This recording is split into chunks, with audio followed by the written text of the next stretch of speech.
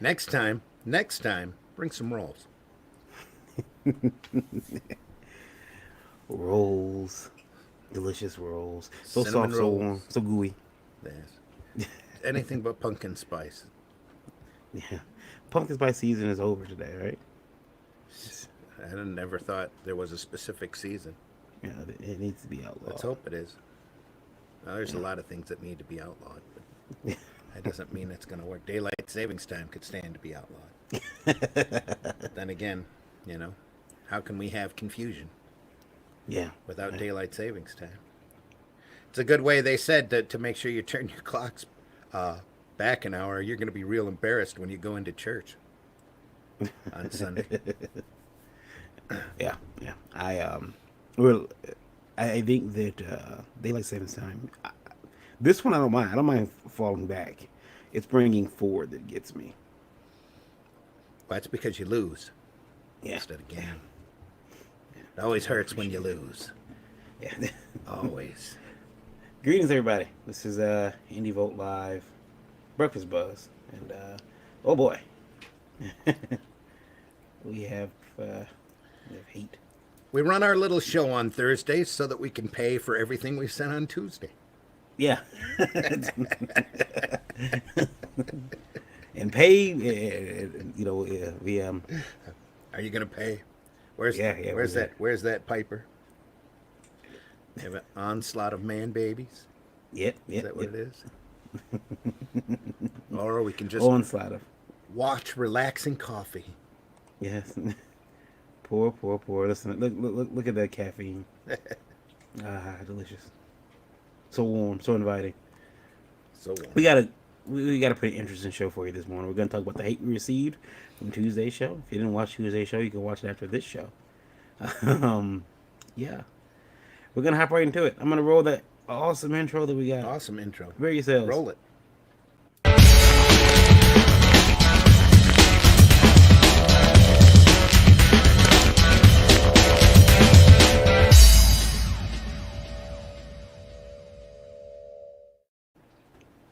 Yes. Let's put the coffee away. Yeah. You can put the coffee away, and There we are. yes, I will put our branding up. There it is. Hello, Oh, everybody. Indie Volt Radio listeners, we're glad you're on board. Anybody that's out there in the chat, we're happy you're here. Please speak up. Don't be afraid to add in. yeah. So, If you have uh, 2 cents, we want to hear it. yeah, this. All you need is 2 cents. You don't need you don't need a whole dollar because we can't get super chats yet. So we'll take your 2 cents. Got to work on it. Got to work on Yeah. it. We'll get there. Um, I guess Randy, we have to talk about. Ted's in the house. Hello, Hey children. Ted, how's it going? How's it going? Hello, young man. We have to talk about something that isn't related to us. It isn't related to indie comics at all, but we have to talk about No, we don't have to talk about that. No. 4 in the morning, BS messages from freaking bleeding, freaking cool. No. Rich Johnston, just looking for headlines and attention. Do we have to it. talk about that? We don't have to talk about it, Where's our but Ghostbusters clip? That's what I want. Yeah, throw that Ghostbusters clip in there. I wonder if, gosh, I, it's huh? it's a it's an interesting day. It's an interesting day. It's an interesting situation over there. They're rebooting, not rebooting, but they're retooling everything over at Marvel. It's a sad state of affairs when this is even a headline. Mm-hmm. You know, I think just like the first Black Label book that DC did.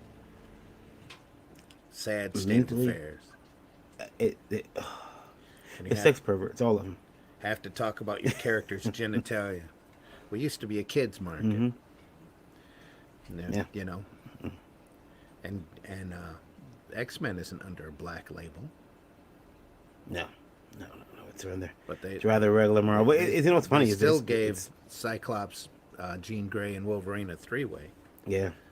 access in their rooms. That's Mm-hmm. yeah, You know, okay, isn't that like it's a little bit too whatever. fan fiction-ish for everyone?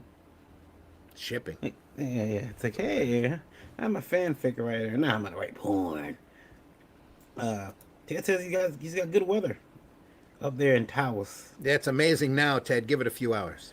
Get your You'll get used to the color white all over everything. It's coming your way, bud. It's all right. We're okay. We're just wet here. Yeah, it's Apparently a lot wetter than bleeding cool, but that's okay. So, Randy, Oh, wait a minute. Before we start talking about that, we should throw this up there. yeah, yeah.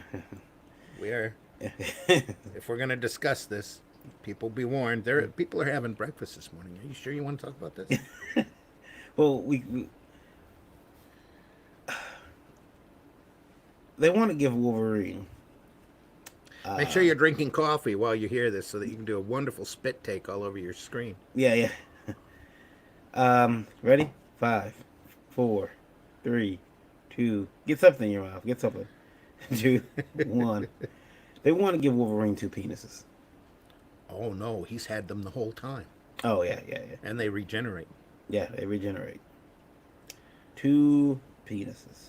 Well, they already gave him a kid, right? They gave him multiple kids. He's got He's got a whole Yeah. brood running around. He's got Laura, but she's a clone. He's got Dakin, and now some blonde girl. Oh, so it's like one from Jose, one from Jose B. Yep. Here's my little friend Jose. Yeah. Here we go. Sorry. Anyway, Yeah. So he's running around, and he's running around and he's running around and he's running Yeah. around. And he's tripping and he's running around. yeah. It's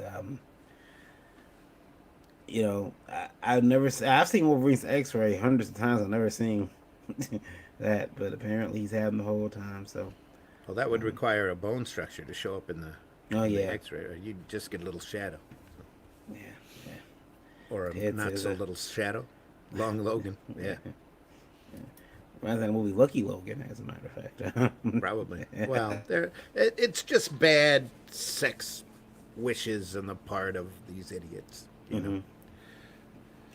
So, and they've made so many other mistakes over the last few years, especially, that you just shake your head and oh no, no, no, no, no. It just makes the indie comic scene look so much nicer. It does. It does. They say that we do stuff like that, but no. Well, we're the indie comic scene. You know, the indie comics are really a mutation between the underground comic scene and the mainstream.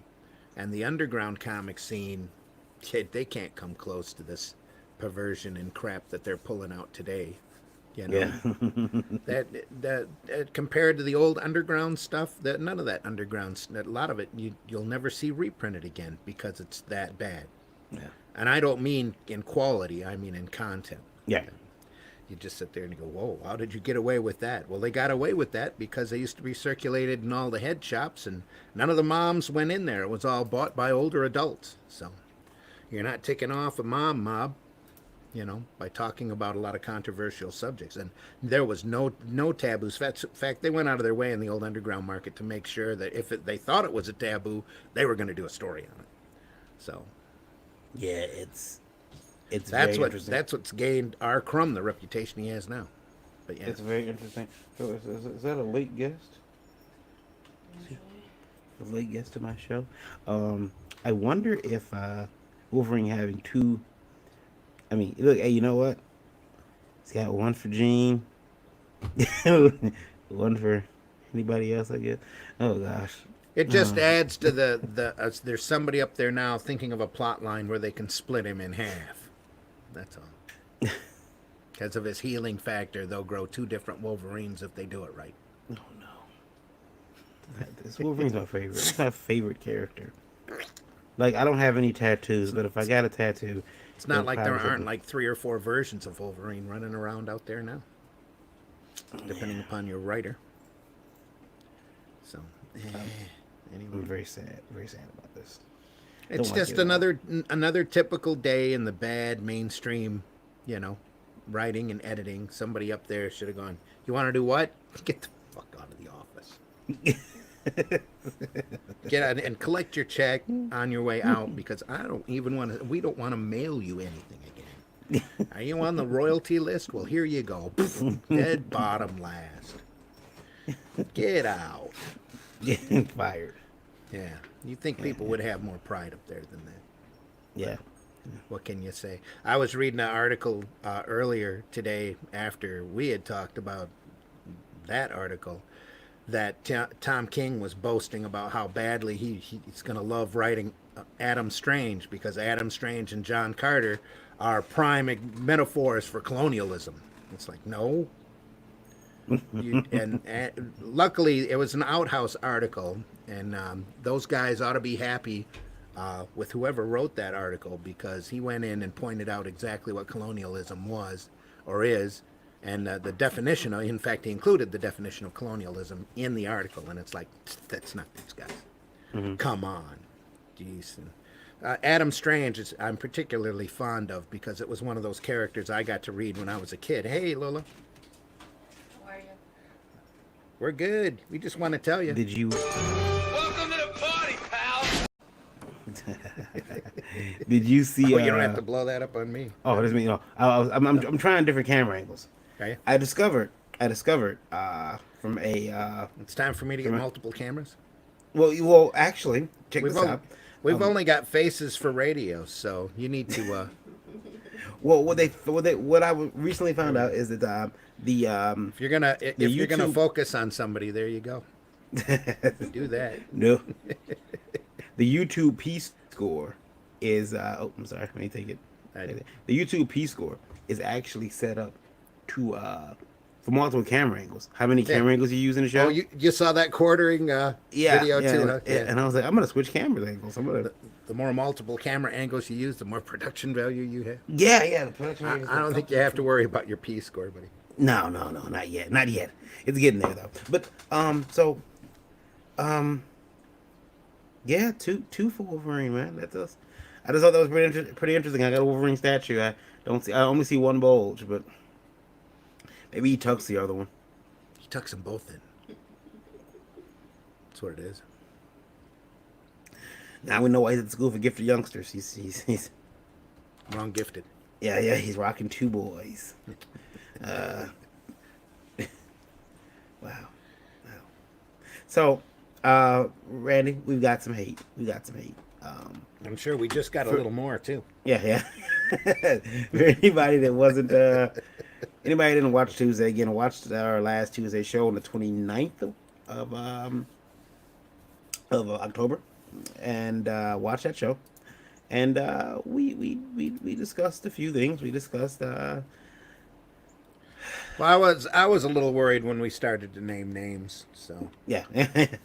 Well, we discussed the situation going on in indie comics right now, where there was a publisher who many said hasn't fulfilled Kickstarters, and the newest one of the newest projects hadn't been moving forward and was late and was behind, and I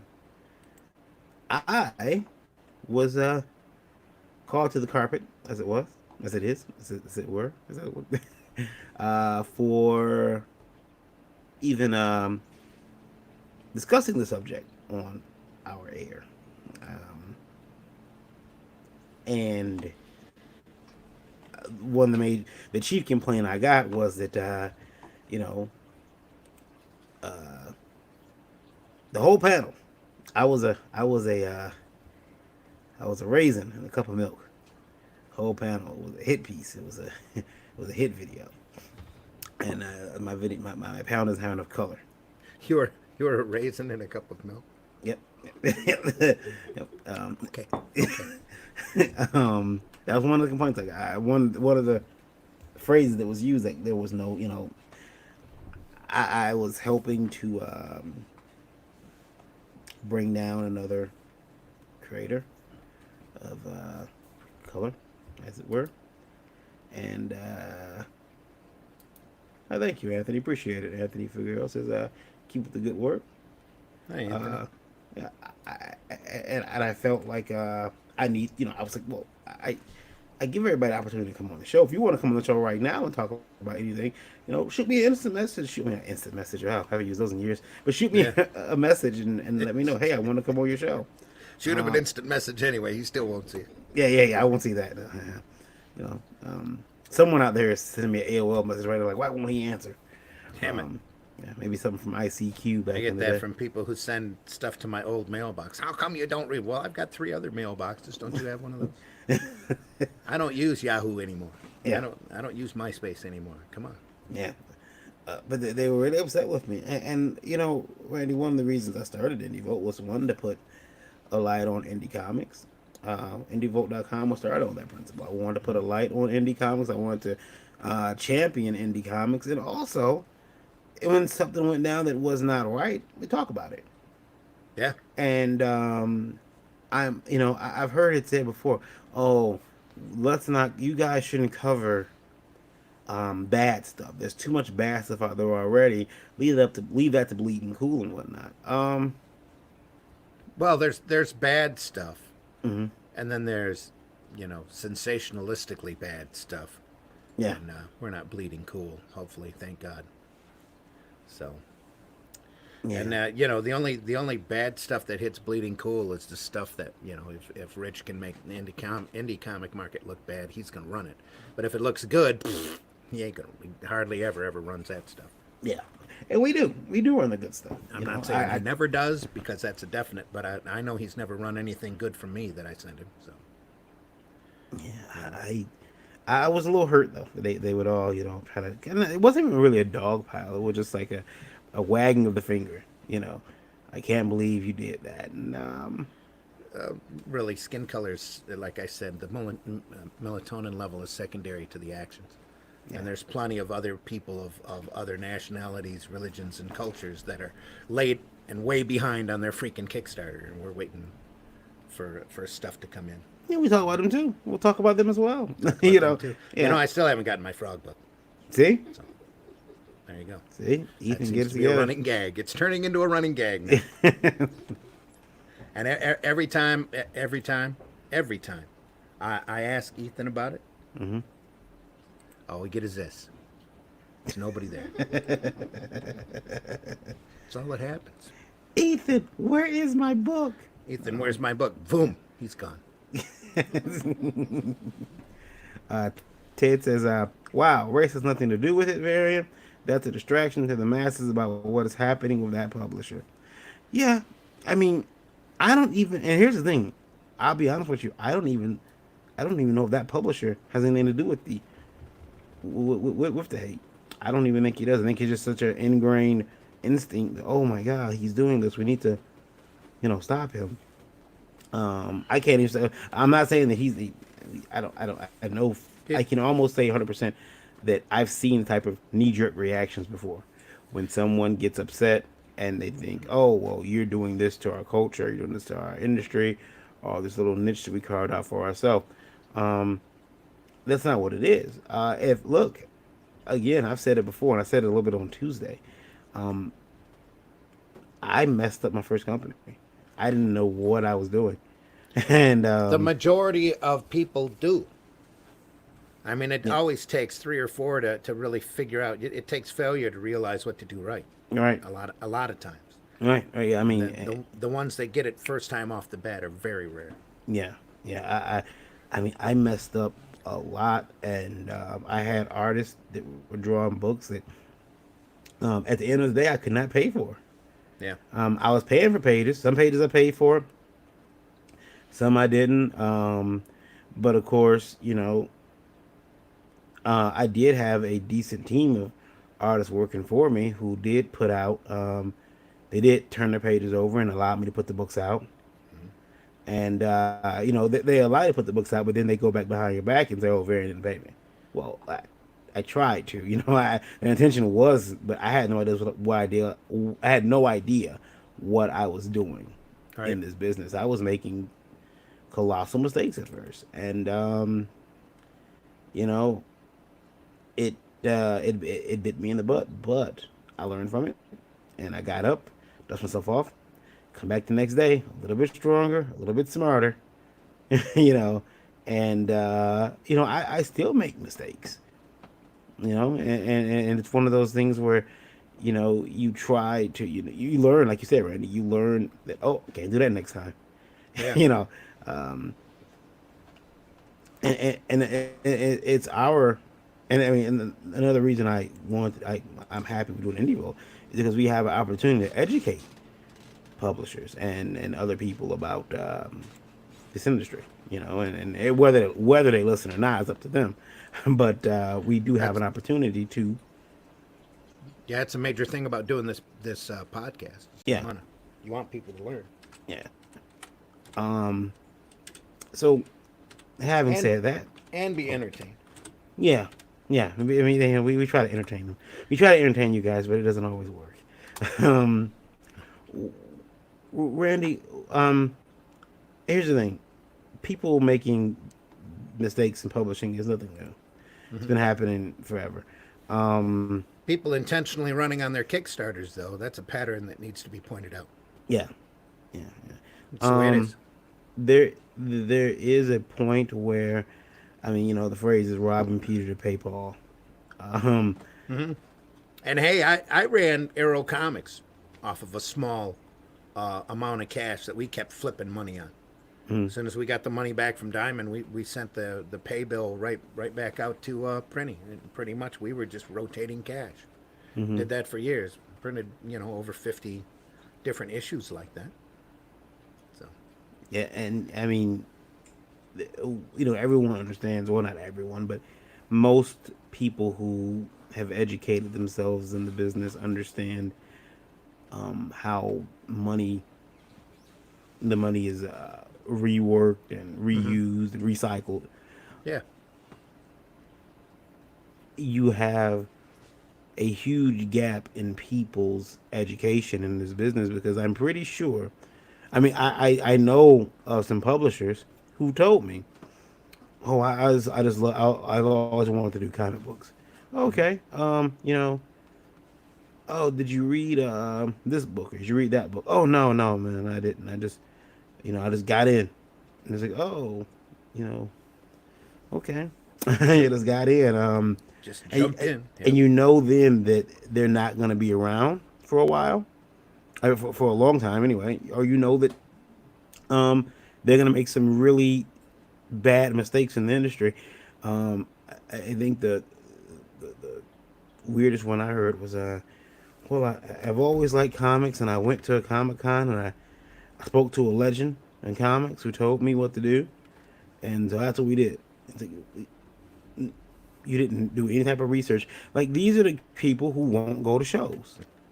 They won't go to Comic Cons because they don't think it's because like they skipped that chapter of the book, or they never read the book, or they never sat down with somebody who was a veteran and asked, "Hey, what all does this entail?" And really, all it takes is a couple of books because there are a few books out there to show you how to get this rolling. Yeah. And potential mistakes. It's just that the more you're at conventions, it's just like listening to podcasts like this. The more you're going to learn, hopefully learn from other people's mistakes. Mm-hmm. Oh, I'm not going to do that. Well, I'll definitely do that when I get ready for crowdfunding. I'm going to do this. Yeah. That kind of thing. It's just that when you are crowdfunding, you're really playing with a lot of other people's money. Mm-hmm. When you're rotating it like that, and that's a very dangerous and not very rewarding game. Ted says, you built a platform to hold yourself accountable with IndieVolt, and that's one of the reasons I signed with you to publish Retrieve. Yeah, I mean, again, starting IndieVolt was, again, to put a spotlight on indie comics, but also, if I ran afoul of somebody or something, I definitely want it up there. I'd fire the person after that. And after Tuesday, I'm sure that the next couple of mistakes you make, everybody's going to know. Oh yeah, yeah. I put a big target on my back, and as did everybody else on there. But the one thing that I have to say is that, like, one person went so far as to call me and Uncle T. I'm not gonna say the whole name because YouTube will probably Well, Have and, it show and that. it's not that you weren't doing your due diligence. We invited everybody on the program. One of the parties came on and set the record straight. Mm-hmm. The other one said that he doesn't do press, and then we later found out he does press. Yeah. I was So it's called. like, well, you just don't do your press. Here's the definition, though. What I think of that. There's nothing that I said that wasn't verifiable, and I just gave a platform. That's all I Yeah. did. I just give a platform. And if you can, and what you choose to do, if you choose to come on that platform, and that's your decision. And it's, if you don't respond to allegations, I can't help it. I can't help how you proceed. I'm also just stonewall everything. Oh no, we're not talking about that. We're not Yeah. talking about it. No, no. I mean, again, if any of the people that did comics for me, and that I couldn't pay during my first company, came to me and said, "Hey, let's talk about that on the show." Okay, let's do it Tuesday. you know, With Arrow, I always tried to be as transparent as possible. I said, you yeah, want to see the numbers? Here are the numbers. yeah, This is the receipts, and this is how much we made. This is how much you get. And yeah. we always worked off of a percentage. We never paid anybody up front for artwork coming in. Yeah, I mean, and but again, that's one of the things because I've had writers come. I mentioned this Tuesday as well. I had writers come in my office, ask me, with their own story. So how much per script are you gonna give me? It's your story. Why am I paying you per script? Won't you pay for scripts? Not for your own book, you know. Oh well, are you? There's another artist, a writer, very talented gentleman, sends me an email every couple months. I get an email. Very good scripts, very good story. He pays an artist to draw like 5 to 7 pages, and he sends it to me. And the last 2 books have been really good looking quality comics. And I reach out to him and say, "Hey, I wouldn't mind publishing this. What's the deal?" And he'll talk to me, and then he'll say, "Okay, well," I was like, "Let's put a deal together." And the one time I put a deal together, I sent it to him for a book, and he says, "Oh, my artist has abandoned the project. Sorry, we'll have to find another artist." "Oh, my colorist has abandoned the project. My writer has left the project as well. I'm sorry, the whole project, my whole team left. What can you do to help me?" And this has happened on 2 different occasions with this guy. Yeah. It's like, well, I'm not going to reach out to you and try to publish you, and you can't. You like.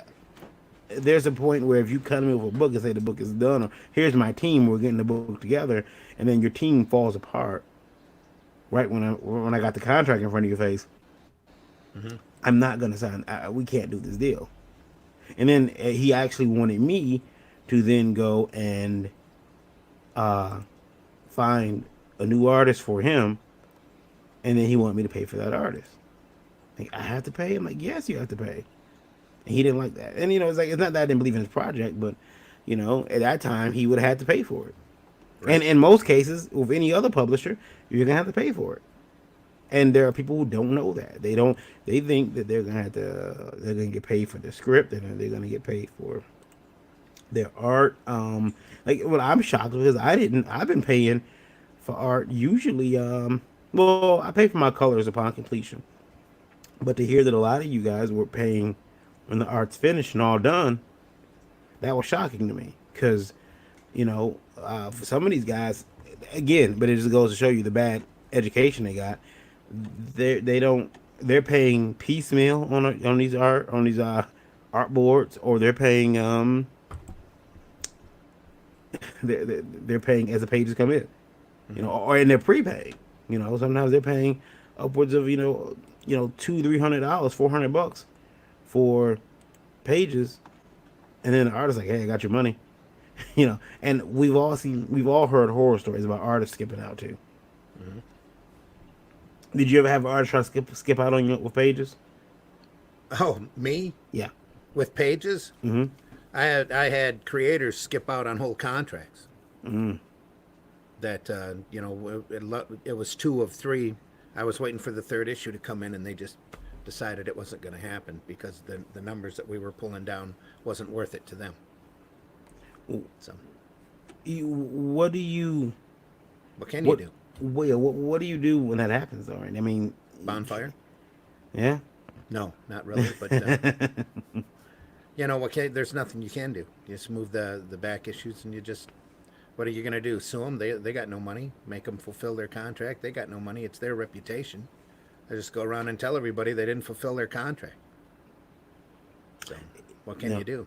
The individuals I knew would have tried to make it out to be my fault. But that was one of those hard lessons learned. Also, if a lot of the stuff that we did with the last Arrow didn't have any paper signed between parties, and that should have happened too, because there was a few misunderstandings there towards the end that I still regret. That I'll know better than to do next time.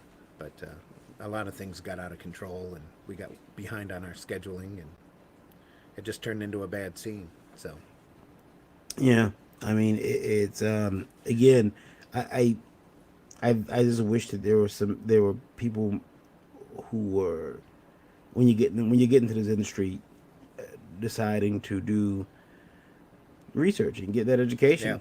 Yeah. Because Well, even when I had contracts, the paper's only good as the people that sign. And I had, even when I had paper contracts between me and the creators, it still didn't hold up. that's a good way to look at it. I mean, the paper's only as good as the person who signs it, because I mean,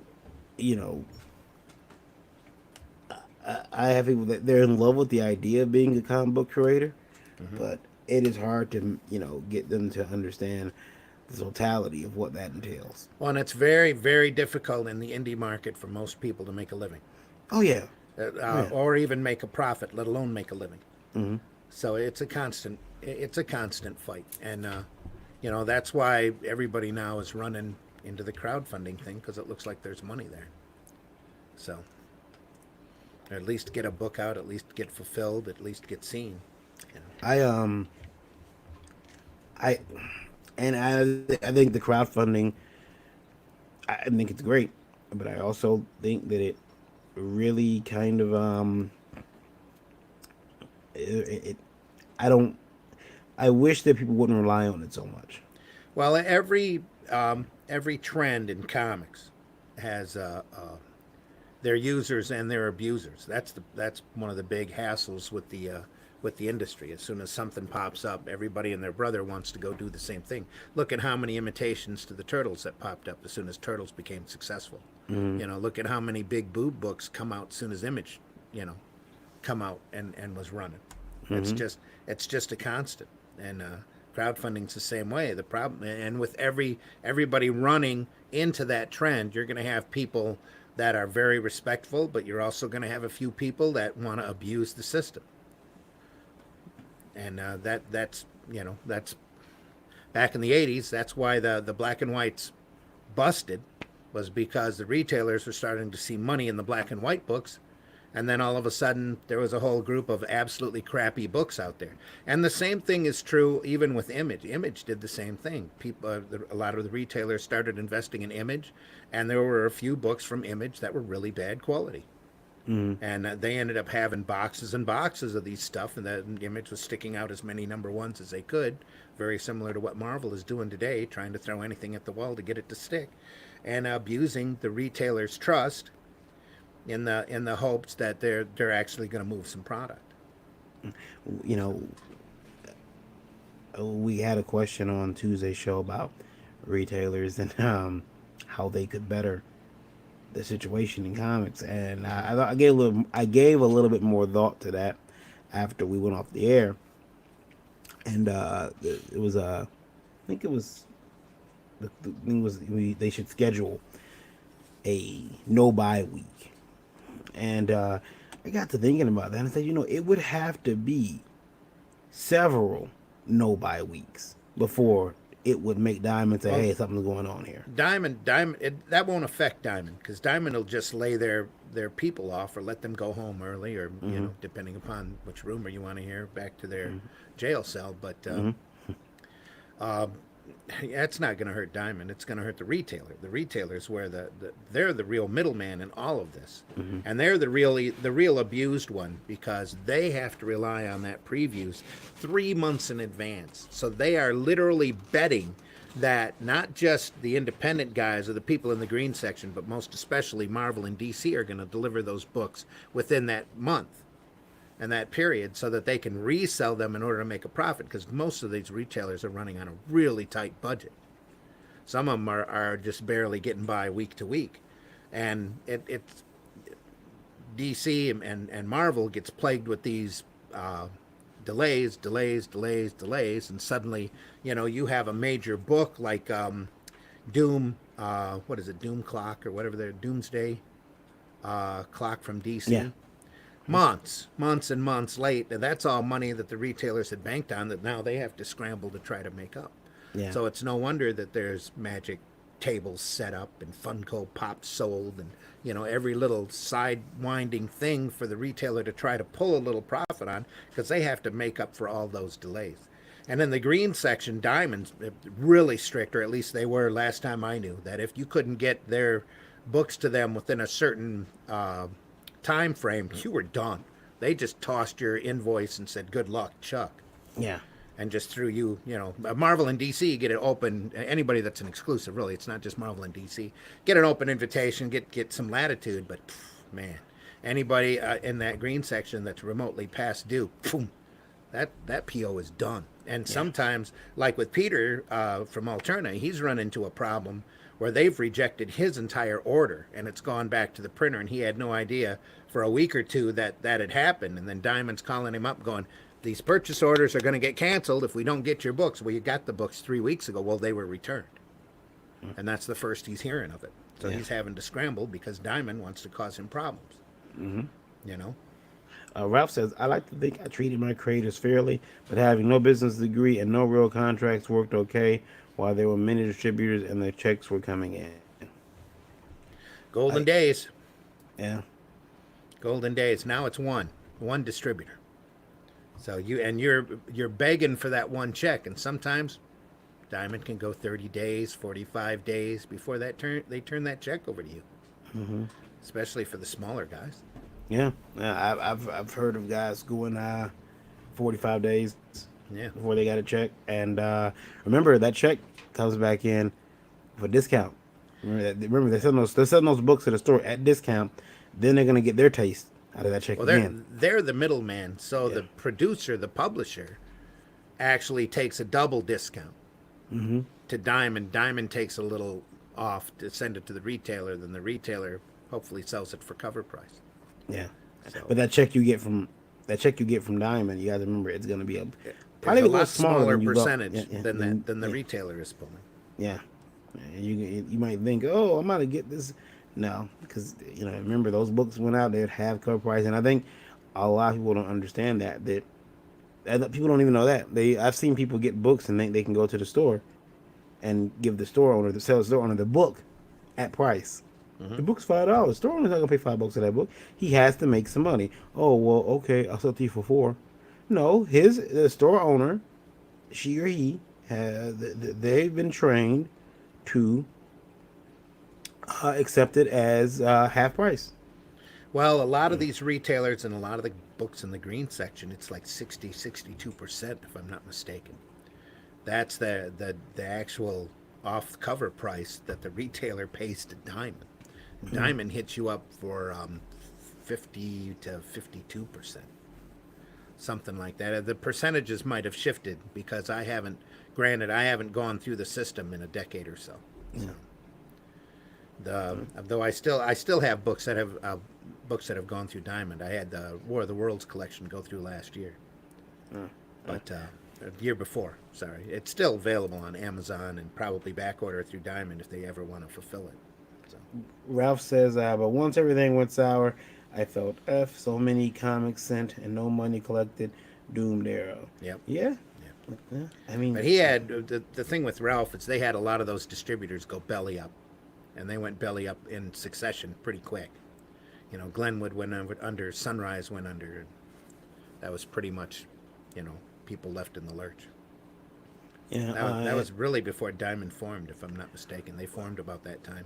I do have a question for you. When they went belly up, they had books in stock, right? Who? Like you said, Sunrise and Glenwood. Sometimes they did, but most of the time they owed, especially a smaller printer like Arrow, they owed them thousands and thousands of dollars. No, okay, I know that Arrow went under with these distributors owing them tens of thousands, and they were lucky to get back a dime on the dollar if they were lucky. Well, the reason I was asking because I was wondering what happened to if these distributors had books, what happened to the books? Like, did they get like sold to like Big Lots or Odd Lots at the time, or? Well, I'm sure with the independent product, they didn't have anything sitting in a warehouse. Because a lot of these, well, that was one of our problems with the second run of Arrow, is that we were figuring that Diamond was cutting their orders by 20% to make sure that they didn't have any overrun. We had retailers at shows coming up going, I ordered 5, I got 3. How come you guys are shorting Diamond? And we're like, we're not shorting Diamond. We're sending them everything we get from their purchase orders, believe me. When you fill the We purchase rarely got a reorder from them. Very rarely. when you fill the well, let me read this comment from Ralph first. And being a novice, I promise per book printed, not necessarily. A novice. Oh no, yeah, novice. I promise per book printed, not necessarily. Money's collected from distributors. Yeah.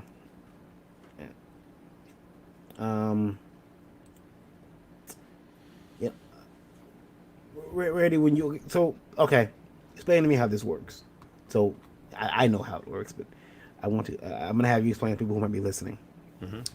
So the purchase order comes back to you, the distributor, or not the publisher. From the publisher. Yeah. From the distributor. From the distributor. You get the purchase order. You open it up. Back during the first Arrow, we were getting multiple. We had a good 6 to 8 distributors, if I'm not mistaken, and they just slowly went under. But we would get every time you run to the mailbox, you'd open it up, and there'd be a new number. Yeah, so you get an actual physical piece of snail mail, they call it, or a fax, maybe an email today. No. This was a little before faxes even. We could get it through the mail. Yeah. All right, but okay, so this was the old days. Yeah. You get that purchase order. Mm-hmm. Your next job is to go into your warehouse, whether that's your basement, your kitchen, your living room, or your actual warehouse. We added up those purchase orders and told our printer how many to print. Okay, yeah, and that's there was always a good 2-week delay. Mm-hmm. And whatever was left over, they warehoused, but it very rarely were there a lot left over. And so we just shipped them out.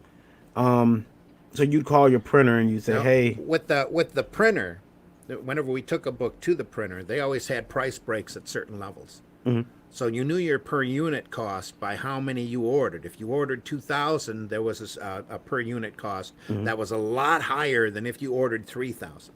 Right. But the thing is, you place your print order.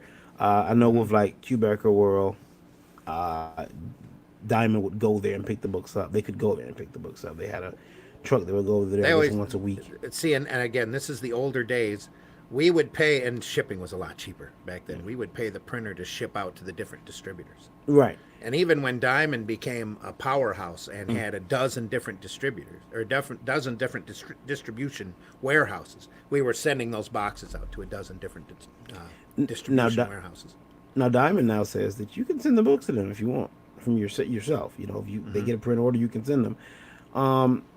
Would it be wise if I got a print order for say 700 books to maybe send Diamond 750? They won't take them. Anything that you send over, they'll probably trash. I'm not sure on that, though, because like I said, I've been out of the system for a good 10 years while I've been doing Flint Comics. But while you were there, while I was there, you never went over. Okay. You didn't go. You didn't send them extras. No matter how nice you were, you'd always get a nasty letter. Or I believe Peter's actually been fined and told not to do it again, to send anything over. Except for Marvel doesn't get fined for that. Wow. Well, Marvel probably gets a whole different invoice with a certain percentage, 10-20% over, because Diamond relies on Marvel product a lot more than they do anybody in the green section. The green section, flat out, I was told they just wanted to dry up and blow away. If there was nobody in the green section, Diamond would be happier. I just feel like I would probably want to send like extra books just in case there's some books that get torn up No, or no, damaged during no, distribution. they're not looking at that. And in fact, when Peter, the big problem I was telling you about with Alterna, where they refused an entire shipment of books, the first couple of books on top were smashed. The first couple of boxes were smashed, so they rejected the entire order and sent it back to the printer.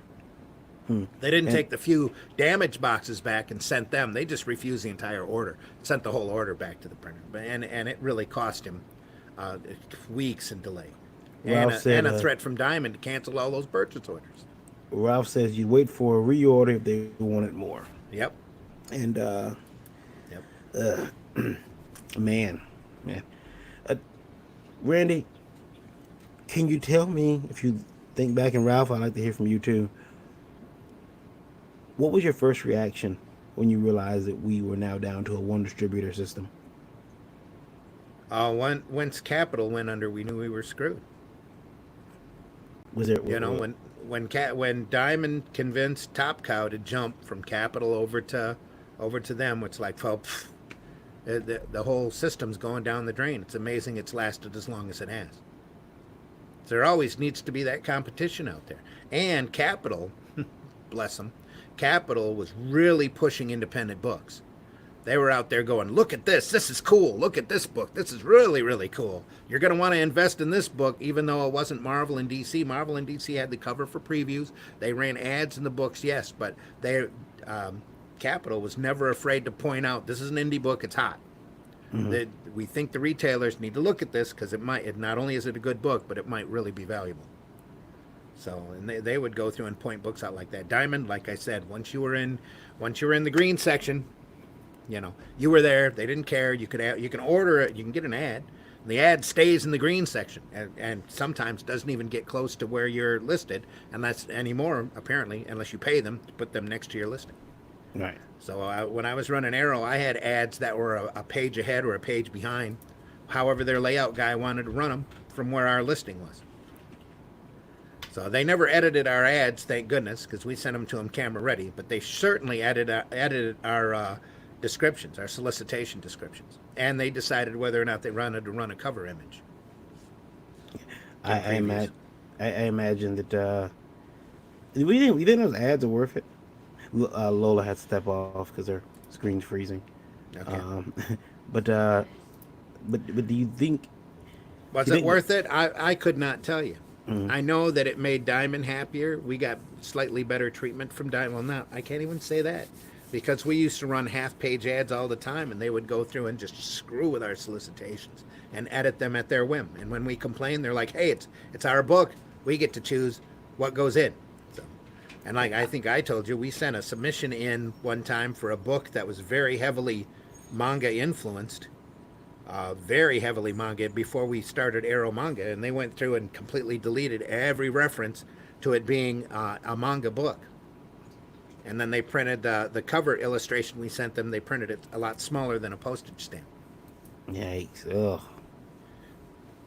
Smaller distributors would push the indies more, just to have the next cool book. That's what Ralph says. Yeah, that's the way it used to work. I don't know if But some of these guys too printed their own stuff and wanted to print. That's really where a lot of the direct market blew up, because Bud Plant out on the West Coast started distributing his own stuff, and First Kingdom come out of there, and he would do art books that were just amazing, just art collections of from different people and strip collections. They had a couple people on the West Coast Pacific.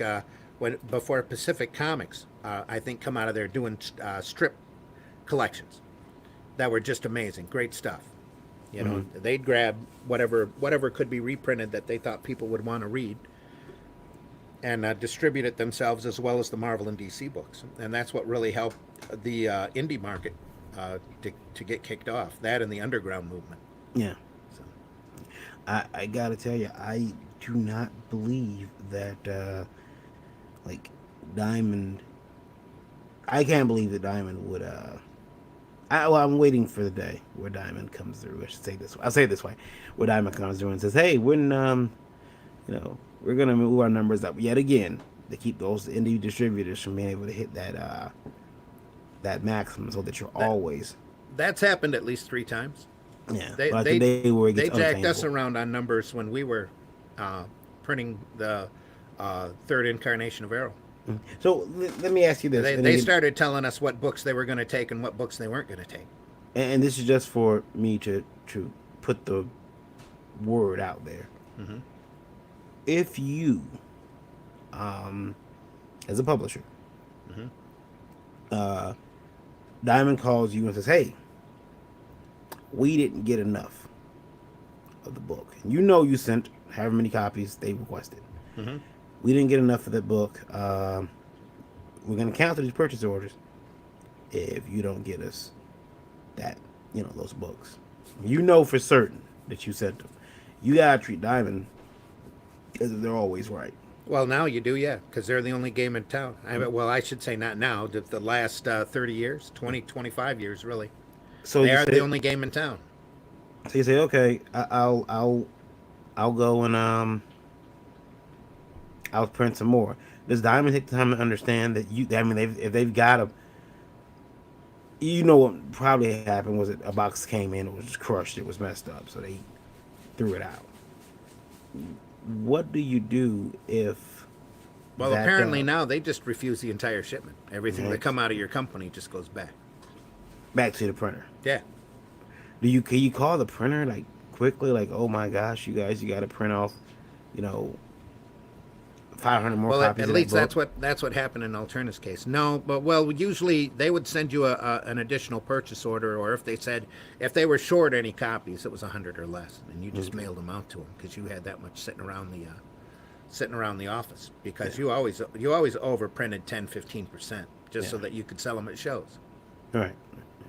At least that amount. But again, a lot of the books that we were doing, we were printing 3,000 of, and we were moving maybe 1,000 through Diamond. The other two we were selling at shows, or we were doing a lot of shows at that point. We were moving, as much product as we possibly could. And you've been in my basement. There's still cases and cases of stuff sitting here that never moved back 20 years ago.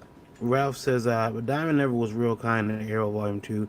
After a while, with their limited numbers ordered and such, or Volume 3, I should say. Yeah. Yep.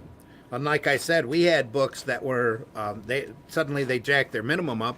We had books that were low that we made steps to get back up over their minimum, and they were climbing like crazy. And they gave everybody 3 books, and then you were done. And one of our longer running books had dipped, and we put a new inker on it, and it was climbing. By the next one that we solicited for, we'd be over their minimum, so they'd catch us right before that happened and say, hey, you got to stop this book. We're not going to take any more issues of such and such a book. Or they went through and they counted books. If we picked up a title from another publisher, which we did, we took it. Corvus is a good example. We took Corvus on. The book was amazing. We put an amazing artist on it. We kicked out. We were behind. We were late. Yeah, there's the Corvus 1, and he had already printed 3 issues of Corvus. And we went to solicit for Corvus 2, and Corvus 2 was late, and we were getting that together, and we went to solicit for Corvus 3. They canceled 2 and 3, and they said, stop it. We're going to count the other 3 that came out originally as part of that, trying to obtain our latest hoop, and you didn't do it, so forget that title. Wow. We should have retitled it and kept it going. Is what we should have done, and gone a couple issues up, because that book's pretty. That's a really pretty book. Even now, I can look back on that book and be really proud of Corvus 1. Really bad. We ran a preview of Corvus in the first issue of Spank the Monkey because it was so pretty, really good. I'm looking at it. Yeah, I mean, I would like to see what the colors could do. As someone like Kyle Ritter on that. Yeah. Oh man. Nowadays, yeah, crazy. A A lot of that stuff, though, the line work that Abdul Rashid did the pencil work on that, and the line work was just amazing. And it reminds me a little bit of, I shouldn't say this, but it reminds me a little bit of PayPal, how they do things. PayPal maintains that they are not a bank. They are not a bank, but Everybody has their rules, and then they try to screw you with them as often as possible, especially the little guys. speaking of that, guys, I If want you were a large corporation that was moving a lot of product through them. Diamond was really nice to us at the end. at the very end, because Spank the Monkey on the Comic Market 3 was late. It was past their purchase order deadline, and we told them this is our last floppy book. We're going to start doing graphic novels, and they literally said, "Oh, you're doing graphic novels? How soon can you get that 3 to us?" Okay, we'll let you go. A couple of weeks. Oops, Yeah. it's officially 10 o'clock. Real quick, I want to let everybody know that if you're an indie publisher and you're going to shows, or artist or whatever, and you're going to shows and you're using Square chip reader, Square just announced that they are no longer backing up the Square chip reader with their promise of not paying. You know, like if someone tried to reverse a charge, they would fight it for you. They'll help you fight it, but they're not. They're gonna give the money back and help you fight. So yeah, should keep that in mind if you're doing shows where people are, Yeah. doing that. Randy, you said I know you have to leave, right? I got a few minutes yet. Okay. And when I do, I'll only be gone for a couple minutes. To this day, I never really understood why they're not a monopoly. Their reasoning that comics were a magazine and could use magazine distributors was bogus and ill-informed. Yes, it was, and nobody bothered to go back, I don't think, and test that, which they really should have. And he's talking about Diamond. It actually went through court that they were a monopoly, and they are. And the court threw it out and said they distribute magazines because the judge didn't understand how the market worked. He said that Diamond was a magazine distributor, and there's lots of magazine distributors out there, so they're just one of many. So they're not a monopoly. So then you'd need deep pockets to refight that in court of law. Yes, you would. Yeah. Ted says That's probably why it was never done. Whoops, sorry. Ted says, Varian, where's the retrieve book on your library wall? Yeah, the retrieve's not up there. You know what's funny is and again, it kind of goes up to what I said earlier. I tried to be fair. So if you guys are hearing like I got a cat, I do not have a cat or a reindeer. I'm hearing some jingling, but I'm not hearing a cat. Yeah, Lola has tons of bells on her for a Halloween costume or something. So She got her I don't bells have a on. cat. Or, yeah, she showed up with bells on. But There we go. Now I hear him. yeah. So can I help you? Cookies. The light's still on. Is it? Now she's jingling. All right. I would say to well, when I started Indigo, I didn't want to pimp my stuff all the time. I felt like that would be really bad, and so I try. Yeah, I try to keep our the last call stuff down to a minimum if I can. Even sometimes to my discredit. 'Cause I've tried to. You can put a copy of Retrieve up there where Sarah is. Yeah. I thought about it. I'll put some last call stuff in there. I'm mixing stuff around. Your offering pleases, Kitty. Yeah. I'll put some last call stuff on the backboard. I did do a last call comic stream a couple of days ago, and it was pretty interesting. Now you can hear the wife creaking upstairs. Yeah. We still have a few minutes. I did a last call comic stream a couple of weeks ago. Is there anyone out there that you can pull in while I'm gone? Josh awake yet? I might be able to say no. I think he's actually. Oh, he's traveling, isn't it? Yeah, Or preparing for a convention. Travel. That's what I got to do. Of course, with Grand Rapids coming up, I got 2 big commercial jobs coming in. One of them I'm going out to talk to today, and another one I'm going out to get tomorrow. And there goes my time. So, not that I'm complaining, because it's all good. Never complain about work, but holy crap, feast or famine. Yeah. In this business, it's always feast or famine. I can complain about work. I can. I can complain about work a lot. I'll show you guys this. You might. Maybe you guys haven't seen it. Uh-oh. You're not talking about Wolverine again, are you? No. Yeah, no. Not Wolverine. Thankfully, not Wolverine. I mentioned that I did and I try to do it every Wednesday. I was gonna try to do it every Wednesday, but By the way, Ted says we rock. Thank you, Ted. Thank you. I was gonna try to do it every Wednesday, but yeah, have a let's call it comic stream, and this is it. Yeah, a little later maybe. do a little last call comic stream. You use the more somber lighting for your last call stream.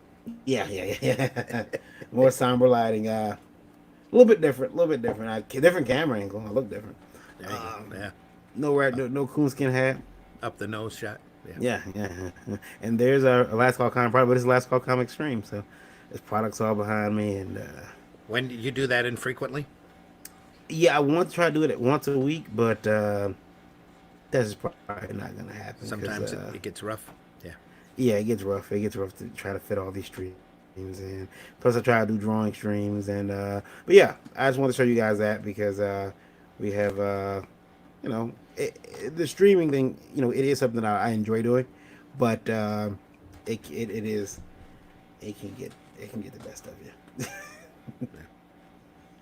So yeah, I'll tell you what I will do though, because I just thought about this too. My kid has a half a day today. Oh. Yeah, so he'll be getting out. So what I'll do is I will cut this show short so that you know you need to get out of here, and then you got a big day ahead of you. Just a several meeting. big days. Just a meeting. Yeah. So I'm hoping to get a nap in later this afternoon because, as you know, we were up at 4 a.m. So Yeah. sorry about that. I hope I didn't wake you up with my. Oh no, I was actually up. I figured you were by how fast you responded. Yeah. I was up, and I think I was looking at YouTube or something. Videos up there. Watching the YouTubes. Yeah. Learn. So yeah, Did you watch Ethan's last stream? I did not. I didn't watch. Oops. I didn't watch Ethan's last stream. Anyway. I watched a lot of stuff. I didn't watch Ethan's, but I did watch. Was that the soy attack video? Was that the soy recruitment video? Ethan's still not in. Yeah, no. Was it the soy recruitment video? Was that the one? No, it was the one where he's talking about Doug TeNaples' video. Yeah, that's it. They call it the soy recruitment video. Okay. Yeah, I seen that one. Enlightening. Yeah. Taught me a lot of stuff I didn't know. So. Yeah. It's this industry is gosh, it's gonna be interesting next year. 2020, guys, is gonna be a very interesting year. This industry can be a horrible drama-filled knitting circle if you allow it to be, where everybody just wants to drag you down. They keep comparing it to a bucket of crabs. Yeah. Or it can be a really great and fun drama-free place where people are creative and doing creative things and doing great products, and that's really what you want to strive for. Yeah, this is what you hope that we can. That's what you hope that you get. Yeah, but so often now it's just drama filled. Like it's a knitting circle, it's gossip. Did you hear? And I mean, and then look, when you do try to bring the truth or you try to bring light to a situation, even trying to correct it, you get called Uncle Tom. So I mean, you get called out by people who aren't empathetic and want to try to make the system better. Yeah. They just want to do for them, and that's sad to see because everybody needs to learn, everybody needs to grow, and get better in this industry. The more professionalism we show, the more our numbers are going to go up in general. Yeah. So that's just across the board. The more we can entertain folks, the more we'll be relied on for entertainment. Exactly. Well, Randy, thanks for joining with me this morning. Hey, sorry that you're cutting it short. Oh, no problem. I gotta get the kid from the bus stop, and then maybe I'll sneak one of those naps in too. Sounds delicious. There we go. Yep. All right. Good luck at your meeting today, sir. Thank you, sir. Yeah. And have a good weekend. You too. I will see everyone here. I'll probably do a drawing stream tonight. But until then, you can catch us on Indie Vote Radio, which is available for download on Google and iOS, on the streaming app, especially on iOS, as well as Indie Vote TV on the Roku and Roku-enabled devices. That's free too. That streams independent movies, content, and we got some original stuff coming on there very, very soon. Good. That's it for us. I'm also on the Zim Geek channel on YouTube, and I have a Facebook and a Twitter, so don't be afraid to, friend and follow. That's right. And send in your hate mail, not me. Oh, just any comments at all. We welcome any comments, even if they're nasty. So. Yeah. And who knows, we might actually read them on the air. Oh yeah. We love reading them on the air. If they're really bad, we'll just point and laugh, but that's okay. Yeah, you can even call us Mooncast. There you go. Mooncast. We just want you to be part of the party. Yep. All right, Randy. Thank you for watching. We appreciate it. Like and subscribe on YouTube Thanks, or thumbs it up everybody. on Facebook. We appreciate it. If we See don't everybody- break in before then, we'll see you Thursday night. Or That's Tuesday right. night, I should say. Tuesday night, 9 o'clock. Yep. Thursday morning, 9 a.m. We'll see you soon. Bye. Take care.